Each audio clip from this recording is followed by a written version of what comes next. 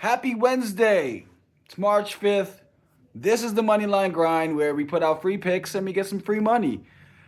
We're marching through March and we're marching all right. It's been a little bumpy because we have a lot of games where we're just getting guys designated out right before tip off, or we just don't know what lineups we're going to get. So it's been really weird. We have a lot of voids, a lot of guys we bet on that just decided not to play. Last night was the first night we had all three picks in the game this March, and we went 2-1. Once again, we are this close to a sweep. Our only loser with DiVincenzo. We needed him to score 13 points. Of course, he finishes with 12. Our other two bets were good, though. We had Draymond Green under 10.5 points. Remember, I got excited about that, so we threw 1.5 units on there, and that turned out to be a good look.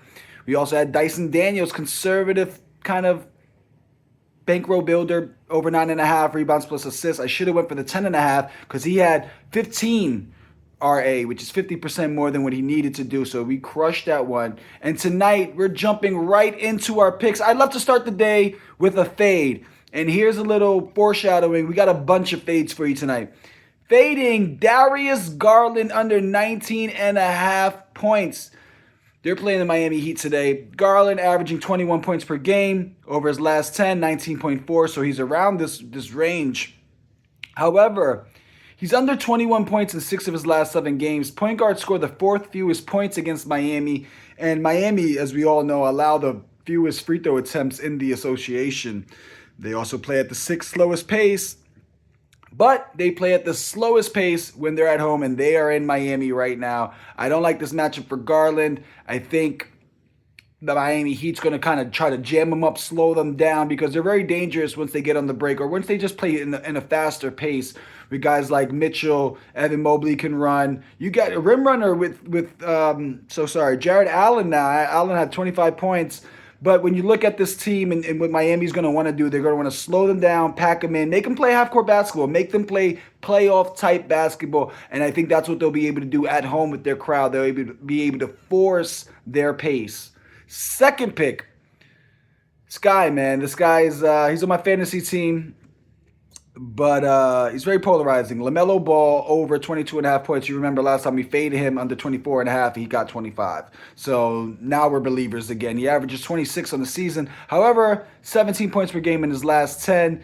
When he gets 27 minutes or more, he's over 22.5 points. 28 out of 32. Averaging 29 points per game in those 32 games. Melo, not so mellow at home. We see an increase when he's playing at home. We see his shot selection goes up. He shoots more, shoots about 1.5 more field goals, and that's normally a three-pointer. He gets a little bit more free throws, almost a whole free throw more. So for some reason, at home, he's a little more active, and that's where they are today. So I like that for LaMelo Ball. Third pick, our second under. We're fading Klay. Mama named Klay. I'm going to call him Klay Thompson. Under 17.5 points, minus 110. He averages 14 on the season. And over his last 10, 14.5. When we look over his last 6 games, he's shooting 33 out of 86, which is 39%, which is not so good for a guy named Klay. No Kyrie with the Mavericks, so I think the common consensus here is that Klay's points are going to pick up, but that is not the case. I think guys like Dinwiddie, Exum, Max Christie are going to see the ball go through the hoop a little bit more than Klay Thompson. Dallas, Dallas. Oh, man. Well, their opponent allows the 6th fewest three-pointers made on the season to opposing shooting guards. So let me just look at some stats here. Yeah, so I'm just not seeing Klay being the guy to turn back the clock and bring his team into victory land. And then our last pick, another fade. Ja Morant, we're fading his PRA line, which is 36.5 points. They are playing OKC. They're playing in Memphis, but they're playing OKC, one of the best defenses in the league.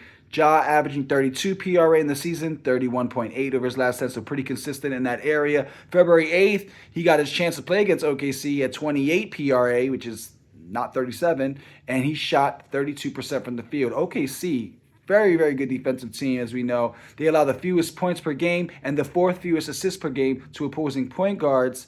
I think Ja has his work cut out. Maybe a better game for somebody like Desmond Bane, or honestly, Gigi Jackson. Take Gigi Jackson's props. And that's all I got. That was Gigi Jackson, if my whisper was too low. Only one parlay today. It is a four-legger plus 1671. That's pretty sexy. Dinwiddie, 20 points or more. Denver Nuggets, minus 5.5. I think they're playing Sacramento. Detroit in LA taking on the Clippers. I got the minus 4.5. Clippers on the back-to-back. And Keontae George over 24.5 points plus rebounds. $10 wins you 167. I put 750 on it to bring me back 133. That is all I got. You see the fit. We mean business today. It's your boy Dame. This is the Moneyline Grind. Let's get that money.